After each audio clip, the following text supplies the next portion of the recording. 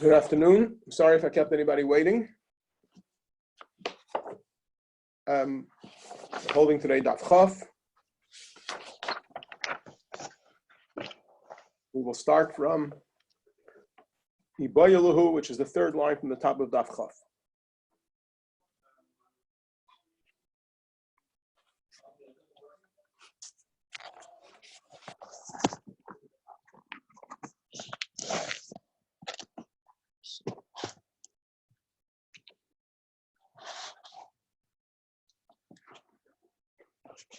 Ibayaluhu, the Talmidei Yeshiva, asked a shaila. Amra eini sheisa machmas bar Yusuf. What happens if the woman says, I refuse to drink, and it seems that she's has the situation under control? It's not machmas resisusa. It's not because she's petrified. She says, I refuse to drink, and we assume that this is an admission of guilt. And then she says, you know what? I changed my mind. I want to drink. Mahu. What would the din be then? Given the amra eini sheisa tmei anika amra. Since she says I refuse to drink, is it as if though she says I'm tamei? Given the achzik nafshe b'tumah, once she establishes that she's tamei, leimatzia hadraba, she cannot retract her claim and claim to be taher. Dilmar, perhaps given the amra sheisani, since she now says, you know what, I'm prepared to drink. Gal yadaita, so retroactively she was megaladas the machmas biyasusa the amra. That although it looked to us when she said eini sheisa that she had the situation under control, and we didn't suspect that it was coming from a position of fright. But the fact that she's now saying, I will drink, so retroactively, this teaches us that when she said, I refuse to drink, and beforehand, it was only out of fright. This remains a question. Amar Avu de Shmuel, the father of Shmuel said, you have to put something bitter into the water. My time of white, Amar Kra, Mei Hamorim. It says, Mei Hamorim Hama'aranim. The bitter water that brings curse. So the fact that the water is cursed is called bitter even before it brings the curse means shemarim kvar, means that it was already bitter before, and the way that it becomes bitter before is by putting in something bitter into the water. Says the Mishnah. Actually, Megillah, before the Megillah is rubbed out, Amra eini sheisa, she says I refuse to drink. Megillah nignezes, so you put away the Megillah. It says you hide the Megillah, means you put it like in Shemus, you bury it. And the mincha, which now there's no point in being makrib the mincha, so the mincha gets scattered al hadashan over the ashes, which was written for her. You cannot use it for another site because it has to have ksiva lishma. What happens if after the Megillah was rubbed out, she admits that she's tmeya, so there's no point in drinking anymore. So you pour out the water, and the mincha is scattered over the ashes. But if the Megillah is rubbed out for amra eini sheisa, and she says she doesn't admit that she's tmeya, she just says I refuse to drink. So we force her mouth open, and we give her to drink against her will. She doesn't manage to finish drinking till her face turns green, and her eyes begin to protrude. She gets full of veins. And the Kayanim say, I'll take her out quickly, that she shouldn't make the azara tummy. If she has a merit, the merit would help her. There are certain merits that help her for a year. They delay this punishment for a year. There are merits that help her for 2 years. And there are merits that help for 3 years. From here, Ben Azai said, a person has an obligation to teach his daughter Torah. Why does he have an obligation to teach his daughter Torah?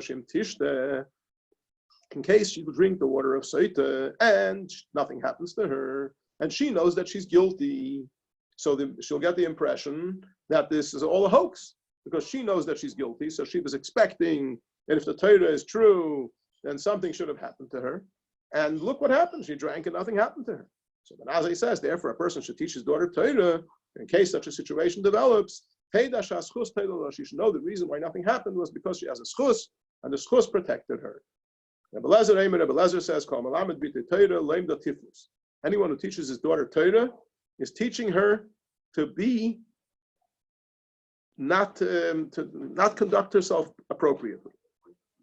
In other words, the Torah that she learns will give her slyness and this will cause her to behave in an unfaithful way. Rabbi Shua says, that a woman prefers to have less parnasa and more of her husband's company, and to have more parnasa and less of her husband's company. In other words, if she has a choice, her husband should get a job which is going to take him away to a distant place, and he'll make more money, or her husband will be more around and he'll have less parnasa. She prefers to have the less parnasa and the company of her husband than the opposite. This is the same Rabbi Shua used to say, Chassid Sheita, a Chassid who is a bit of a Sheita, the Rasha Arum, and a sly, wicked person, the Isha Prusha, and a woman who claims to be very frum, Umakas Prushim, and various problems associated with super frumkeit. All these things destroy the world, and the Gemara is going to go into detail and explain what it's talking about. Amar Rabbi Yehuda, Amar Shmuel. Rabbi Yehuda said in the name of Shmuel, Mishum Reb Meir, in the name of Reb Meir. Shayisi la Matayda Eitzel Reb Akiva. Reb Meir said, when I was a student of Torah, and my teacher was Reb Akiva, as we know that Reb Meir was one of the 5 students of Reb Akiva after the story of the Sfiras of Yemei HaEmer, when 24,000 Talmidim of Reb Akiva died.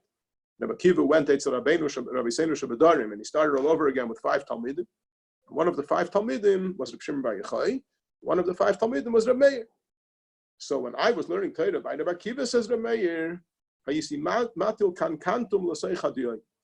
put kankantum, which is a chemical, which causes the ink not to be able to be rubbed out. So I used to put kankantum into my ink. And Reb Akiva seems was aware of this, and he never said that there was a problem.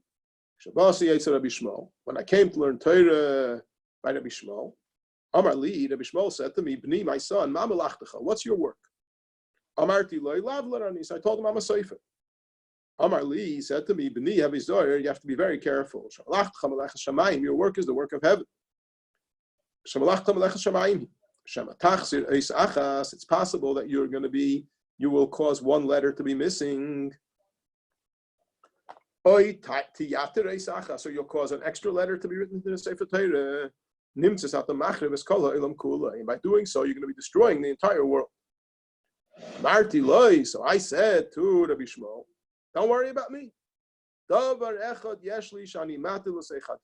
have a special secret ingredient that I put into the ink, the kankantum shmai, and it's called kankantum. So you don't have to worry.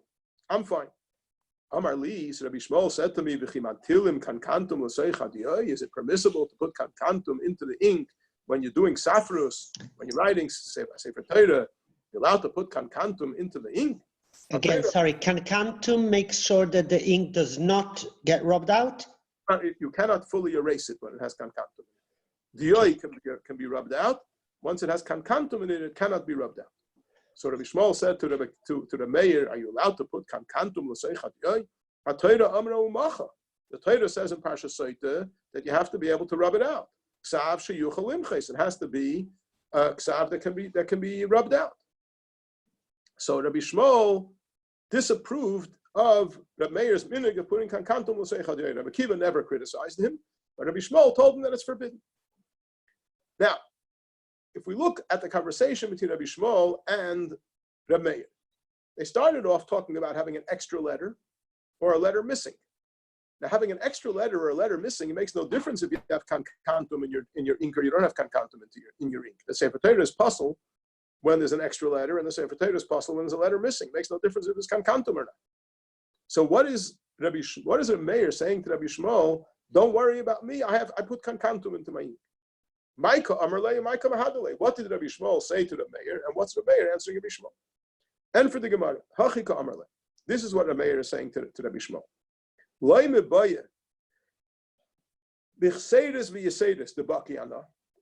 Not only do you not have to worry about me causing a letter to be missing from the Sefer Torah, or putting in an extra letter in the Sefer Torah, because I am well versed in the spelling of all the words in the Torah. So you have nothing to worry about. I know how to spell every word in the Torah, so I'm always going to put the right amount of letters in every word. But even if you're concerned that something will happen which is beyond my control, for example, a fly is going to come along The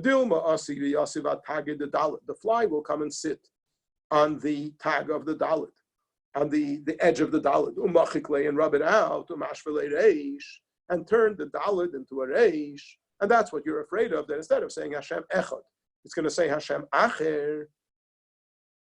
So you should know you have nothing to worry about. Why not? Because I have something that I put into my ink. It's called kankantum, and that makes sure that nothing gets rubbed out. So therefore, you have nothing to worry about. Frek the Gemara. Is this actually what happened? Well, Tanya, we learned in another brayso. Amar Reb Meir said, when I was learning Torah by Rabbi Shmuel, I used to put another brayso that tells the story differently. Rabbi Shmuel was a friend of Rabbi Akiva or a student of Rabbi Akiva? Was the same generation as Rabbi Akiva. So he's not one of the 5 students. No. Rabbi Meir is one of the 5 students, and Rabbi Meir learned Torah by Rabbi Shmuel. This is when I was learning Torah by Rabbi Shmuel. I used to put kankantum into my ink. Rabbi Shmuel never criticized me. When I came to learn Torah Rabbi Akiva, Asra Alai. He told me that I'm not allowed to use kankantum. Yeah? So this is a blatant contradiction to the previous brayso. It's a contradiction in 2 ways. Kashya shimush hashimush. There's a kasha contradiction here. Who was Rabbi Meir's teacher first? The first brayso seems to imply that first Rabbi Meir was a Talmud of Rabbi Akiva, and then he became a Talmud of Rabbi Shmuel. The second brayso says just the opposite. First he was a Talmud of Rabbi Shmuel, and then he became a Talmud of Rabbi Akiva. Second of all, kashya asra asra. Which of them approved of and which of them disapproved of putting kankantum into the ink? According to the first brayso, Rabbi Akiva had no problem with the kankantum, and Rabbi Shmuel asert kankantum. According to the second brayso, Rabbi Shmuel had no problem with the kankantum, and Rabbi Akiva asert kankantum. So what's going on over here? Says the Gemara, the first kasha that we asked historically, who was Rabbi Meir's Rebbe first? Was it Rabbi Akiva or Rabbi Shmuel? That's not such a problem. Why? Because Meikara Asal Kamed Rabbi Akiva. We could say that first Rabbi Meir came and learned Torah by Rabbi Akiva. Since he wasn't able to follow the shiurim of Rabbi Akiva, so Asal Kamed Rabbi Shmuel, the Gamar Gemara. So he went to Rabbi Shmuel's shiurim, and he got all the information he needed. Rabbi Shmuel taught him Pashat solid halachas. After he knew the halachas, then he went back to Rabbi Akiva to hear Rabbi Akiva shiurim, where Rabbi Akiva would explain to him the reasoning behind every halacha. So it makes sense that Rabbi Meir first was a Talmud of Rabbi Akiva, but it was overwhelming for him because Rabbi Akiva shiurim were very deep. So he went to Rabbi Shmuel to learn the basics, and then he came back to Rabbi Akiva to have the reasoning behind the basics. Asra kasha. But the second part of the question, which of them approved and which of them disapproved of kankantum in the ink, seems to be a blatant contradiction, which we don't have a solution for. Says the Gemara, kasha. Bleibta kasha. It remains a kasha. Tanya Rabbi Yehuda Eimer. We learned in the brayso Rabbi Yehuda said, Eimer Rabbi Meir used to say. We asked the question before, Maika Amarle or Maika Mahadele. We answered the first part of Maika Amarle, but we didn't answer Maika Mahadele. Just the opposite. We only answered Maika Mahadele. We answered Rabbi Shmuel said what it seems that he said. But the Maika Mahadele is that he told him you have nothing to worry about. Not only chseirus v'yaseirus, you also don't have to worry about a zvuv that's going to make the daled into a reish. So that answers the question. It doesn't, because if he says ksav sheyachol limchis and kankantim is not ksav sheyachol limchis, right? How is he able to put in kankantim? No. Rabbi Shmuel said to him, "L'chatchila b'ni melechnecha melechas shamayim." You have to be very careful. Yeah? Rabbi Shmuel was unaware whether he puts kankantum or not. He told him, you have to be very careful. Why do you have to be very careful? Because if chseidus v'yaseidus, you machriv v'sa'im. So the mayor told him, you have nothing to worry about chseidus v'yaseidus, the bukiyan.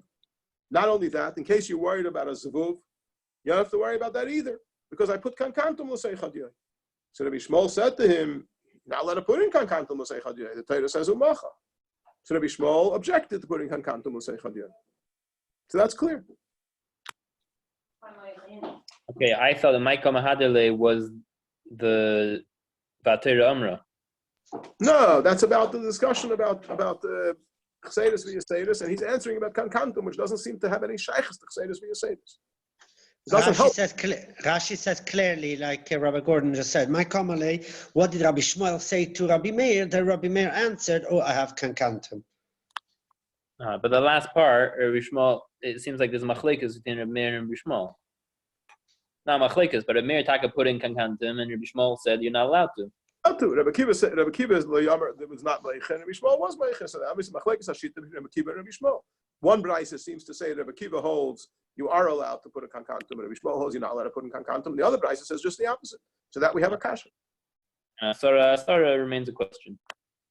Asra, yeah. Who answered it? Who didn't answer it? That remains a kasha. Fine. Thank you. Rabbi Yehuda Eimer Hayir Meir. We learned that brisa. Rabbi Yehuda said Rabbi Meir used to say Lakil Ma'tilim Kankantum L'Seichadiyoi. You're allowed to put kankantum into the ink for Sefer Torah, for Tefillin, for mezuzah, for everything you're writing.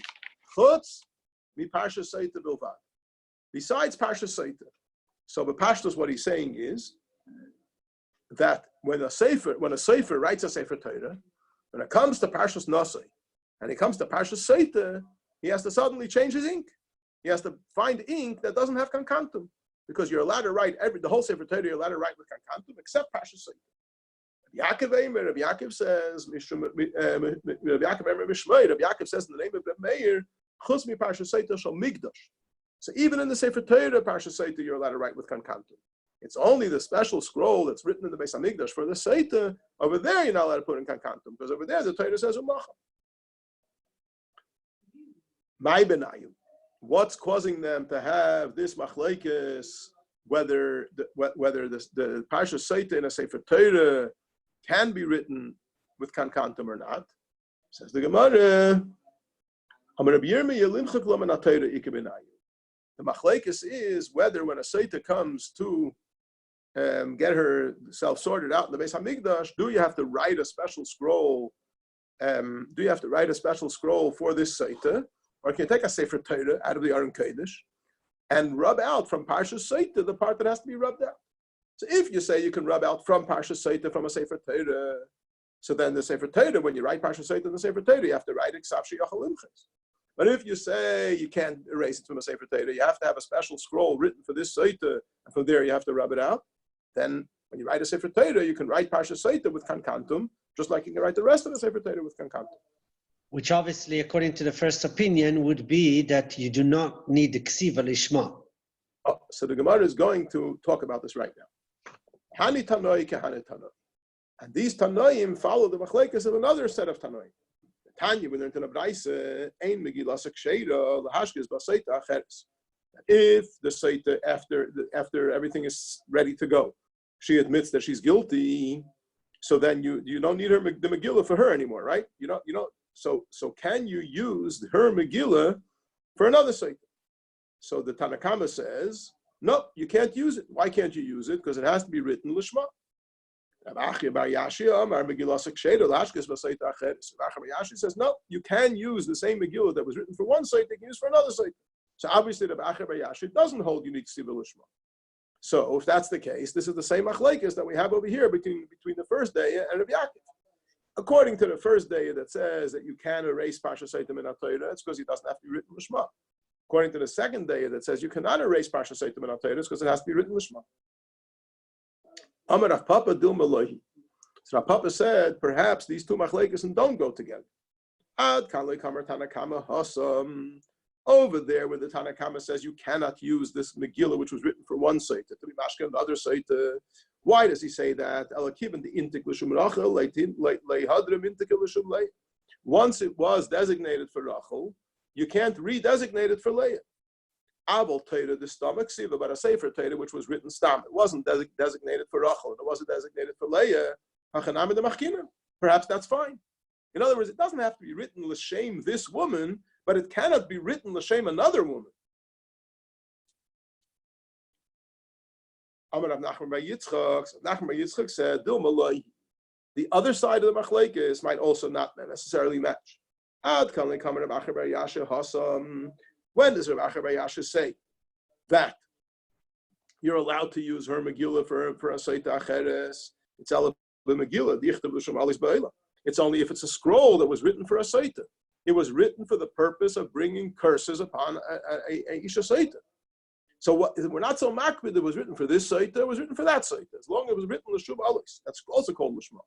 But a sefer Torah that was written to learn from it, and everybody would agree that you cannot erase the alis from a sefer. You cannot erase Parsha Saita from a sefer Torah because that wasn't written l'shum alis at all. It was written l'islamid, and that is completely not l'shma. Does Reb Acher bar Yashi not hold of the Mishnah in Gittin that says that if a man wrote a get to divorce his wife and he changed his mind, and then somebody who lives in the same city as him, as a get has the name of the city in it as well. So somebody who lives in the same city met him. Amar he said to him, I heard that you wrote a get for your wife and you decided not to use it. So maybe you can help me out. Shmi keshimcha.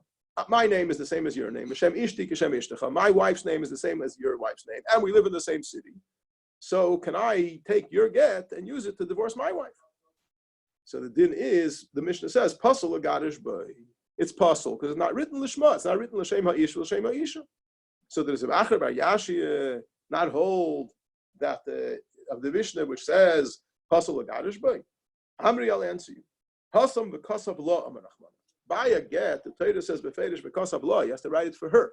So if it's not written l'shma, it's not because of law. Inik siva l'shma. Connect the Gemara Chanami over here by Saita v'asal law. The same word law is written by Saita as well. V'asal arkanis kol Torah azos. And for the Gemara, mayasiya mechika. Perhaps when it says v'asal law, what does it mean v'asal law? The rubbing out has to be done intended for her, but the writing is not negayah. And that's the machlekes. The Tanakama holds that the asal law goes on the ksiva as well. The Acher bar Yashi holds that the asal law goes only on the mechika. The Mishnah said she doesn't finish drinking until her face turns green. Mani Reb Shimoni. Who does our Mishnah go according to? Remember, we had a machlekes between Reb Shimon and the Tanakama Chachamim as to whether you first are makriv the mincha or first you give her to drink. So Reb Shimon is the one who says first you're makriv the mincha and then you give her to drink. So according to Reb Shimon, it makes sense to say that before she even finishes drinking, it starts to work. But according to the Tanakama that argues on Reb Shimon, who holds that first you're mashke and then you're makriv the mincha. So the mincha is the mincha zikarin maskeres avain. Only once you makriv the mincha is it possible for the meisaita to work. So according to that opinion, you would have to say that she finishes drinking the meisaita, then you're makriv the mincha, and only after the mincha does the process begin to kick in. So our Mishnah must be according to Reb Shimon. Mani Reb Shimoni, Amar makriv es minchasa, nachar kach mashke, who holds that you first makriv the mincha, and then you give her to drink. The kamad like karba minchasa, because as long as the mincha hasn't been offered, like badka lamaya, the waters will not have any effect on her. The mincha is what brings attention to her sin. But if the Mishnah goes according to Reb Shimon, then we have a problem. Ema Seifa, let's take a look at the end of the Mishnah. The end of the Mishnah says, Yesh la schus, so he said, that if she has a schus, the schus helps for her. Asan l'rabbanon. So this has to go according to the Rabbanon, according to the Chachamim. The Reb Shimon, because if it goes according to Reb Shimon, ha'amar ein schus teila b'mayim amarim. Reb Shimon is of the opinion, and we had this already before in the earlier dapim, that Reb Shimon doesn't agree with the whole concept of schus affecting the mayim hamarim. So this Mishnah can't be according to the Chachamim because it says that as soon as she finishes drinking, or before she finishes drinking, the effects of the drinking start to take effect. And it can't be according to the Chacham. It can't be according to the. So therefore, it has to be Reb Shimon. It can't be Reb Shimon because it talks about schus, and Reb Shimon doesn't agree with schus. Amar Rav Chisda, so Rav Chisda answered, Hamani Reb Akiva. Our Mishnah does not go according to the Chachamim. It does not go according to Reb Shimon. It goes according to Reb Akiva. If you remember, we learned a few days ago that Reb Akiva also holds, like Reb Shimon, that makriv es minchasa v'achar kach mashke, and the Amar makriv es minchasa v'achar kach mashke, u'v'schus sabar l'karabanan. And the issue of schus, Reb Akiva holds like the Chachamim that schus teila b'mayim amarim, and that's the author of our Mishnah. Hey, meimim ha'tziyuah v'chulu. It said in the Mishnah that as the effects of the water start to kick in, the Kohanim say, let's get her out of here quickly, that she shouldn't make the Azara tameh. My time, why do you have to get her out of the Azara? What's going to happen? The Dilma Mesa, the Pashtus were afraid that she might die, And if she dies, she's going to be Matama Azara. Says the Gemara, L'meimra the Meis Aser B'machne Leviyah. In the Mishkan, there was Machne Shechina, which is the Oil Mayit. There was Machne Leviyah, which is outside the Oil Mayit. And then there was Machne Yisrael. So in the Beis Hamikdash also, the actual building of the Beis Hamikdash is like the Kodesh, it's like Machne Shechina. The Azara is already Machne Leviyah. Right? This whole story happens by Shar Nikner, which is the gate of the Azara. So what's the problem if she'll die? L'meimra the meis asur b'machne leviyah. Is there a problem with a dead body being present in machne leviyah? V'hatanya, didn't we learn in the Baraisa Tmei mes muter likanos l'machne leviyah, that a person who's tamei mes is allowed to go into machne leviyah. V'lei tmei mes bilvad amru, not just a tamei mes is allowed to go into machne leviyah. L'filu meis atzmai, even the meis himself can go into machne leviyah. Shenamar, as it says in the pasuk, Yikach Moshe es atzmais Yosef imay. Moshe took Yosef's remains with him. Where did Moshe live? Moshe lived in Machne Leviyah. Imay b'mchitzasa. Imay means in his compartment. So we can't be concerned that she might die and be metame the Azara, because a mace is mutter b'Machne Leviyah. Amar Abaye, so Abaye said, there's another concern over here. Shama Tifris Nida. We're afraid that she'll become a Nida. Rabbi Gordon, you are frozen. Maybe that's an environment then. Can you hear me now? Sorry, I didn't hear the last half a minute. Okay, environment. Okay. Yeah, where should I go back to? I heard Moshe Rabbeinu was in Machne Leviyah. Yeah, and Moshe Rabbeinu vayikach Moshe es atzmus Yosef imay. Moshe Rabbeinu had the remains of Yosef with him. What says he had it with him? B'mchitzasa, in his compartment, in the place where he lived. So you see that you're allowed to keep a mess in Machne Leviyah. So what's the problem? So Sotah is going to die in the Beis Hamikdash in the Azara. It's only Machne Leviyah. A mess is allowed to be Machne Leviyah. Says the Gemara, the problem is a more complicated problem. Problem is Shema Tifris Nida. We're afraid that she's going to become a Nida. And a Nida is already a problem. A Nida can't be, Tuba Yetzim Igufay, cannot be in Machne Leviyah.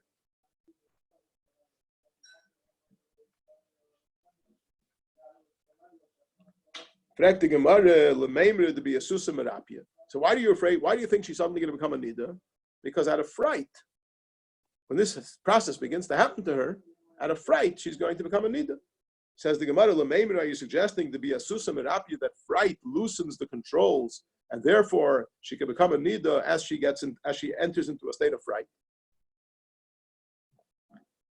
Sagt the Gemara, yes. The Chsiv, it says in the Megillah about this Chalchal Hamalka, that when the Maisa happened, that Mordechai sent to Esther the message about what's going on with the Gzeiras Haman, it says that this Chalchal Hamalka, that Chalchal Hamalka Ma'oid. Amar Rav, and Rav said the pshat in the pasuk is she became a Nida. So we see that fright causes the loosening of the controls, and therefore she became a Nida when she was in a state of fright, and this might happen to the Sotah here as well. But we learned in a Mishnah, that if Goyim are coming to make a pogrom, and there's a group of women that are hiding in a hiding place, and while she's in the hiding place, her veses comes along, which normally that would make her usher to her husband.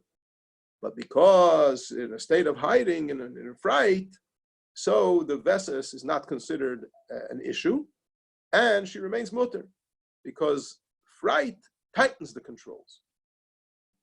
So what are you telling me that what? That be a susa merapia, that fright weakens the controls. We have a Mishnah that says, that the fright causes the blood to disappear, not to not come. And for the Gemara, pachtet samis, an ongoing fright, causes the tightening of the controls. The asusa, a sudden fright, merapia, loosens the controls. So when they're hiding in a hiding place, and it's an ongoing situation, it tightens the controls. When suddenly she becomes, her eyes start to, she sees herself turning green, and her eyes start to protrude, she gets a sudden fright, and therefore that will loosen the controls, and she might become a nida. Yesh la schus hoisa v'chulu. He said that if she has a schus, the schus will protect her.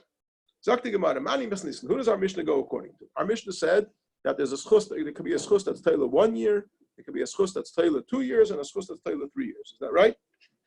That's what our Mishnah said. Yesh schus Taylor shana achas, schus Taylor beis shana, schus Taylor gimel shana.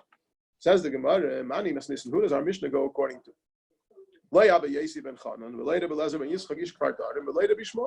It doesn't seem to go according to Abba Yesi ben Chanan. It doesn't seem to go according to the Belazar ben Yitzchak Ish Gארדאן. It doesn't seem to go according to the Bishmo. Tanya, when they're to the Braisim, Yesh la schus, Taylor la shleisha chadashim.